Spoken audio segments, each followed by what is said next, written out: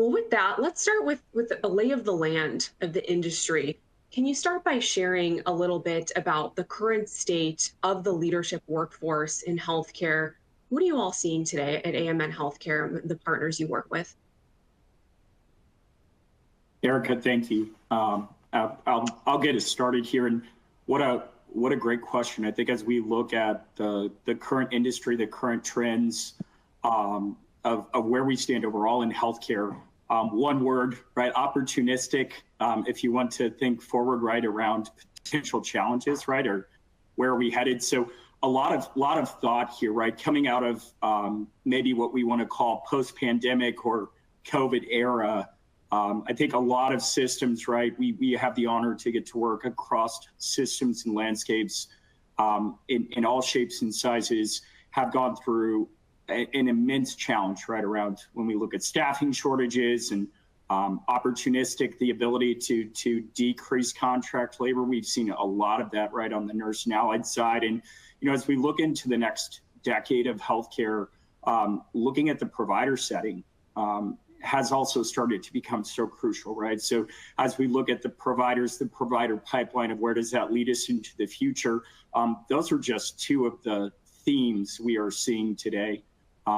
Over the last year, I think, another huge theme we've seen, right, is the focus, the importance of how is AI going to match, going to meet and be a part of our industry in helping to not only create access, right, but to continue to lift, right, in a world where today in healthcare, we have more to do with not enough a lot of times, right? So the ability to increase access through AI is another one. And, then maybe looking at one of the components, right, cost of care.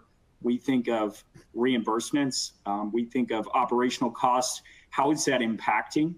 And those two curves are challenging. I think dependent on system, dependent on makeup of system, I think everybody can resiliently say that is on top of mind or within top of mind of discussions. And so centering to your question on how does leadership focus on this, there's no more important topic today than getting leadership correct, making sure that we've got the right teams in place.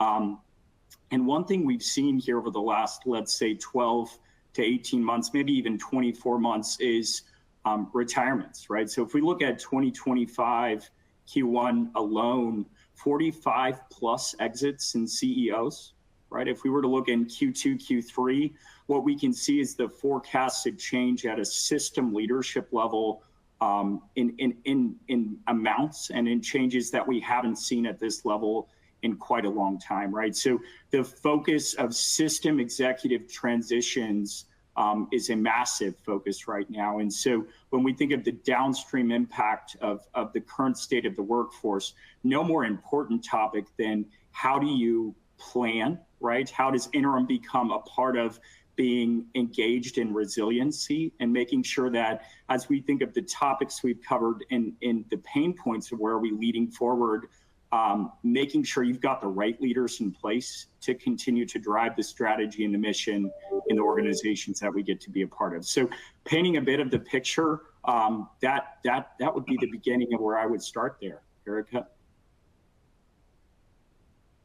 River, I would just write those, just make a quick comment in regard to not only retirements, but we're talking, when I'm out visiting with our leaders in the markets at the various health systems, we're seeing that burnout is certainly forefront of mind as well. And so I wanted to sort of call out that, yes, we're seeing the need for retirements. Obviously that markets and landscape is shifting, but we're also seeing high burnout rates, talking about existing leaders being stretched really thin in their current roles, wearing multiple hats. And so really, the premise of this webinar is really to dive into calming that chaos. How do we prepare for it? How do we help our systems and partners that are on this call, and maybe those that will listen in later? How do we really help stabilize that industry?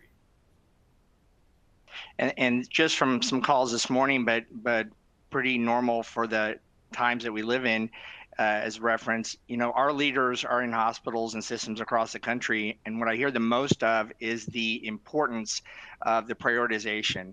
Our evolving environment has so many things, and our leaders are at the table, and it's really deciding across these priorities what needs to be done and what can wait, and what order of those top priorities to be done. So that importance of getting the right leaders at the table to help navigate the retirements, the burnout, and just making sure that the systems and our partners are best optimized to take on the environment is really paramount right now.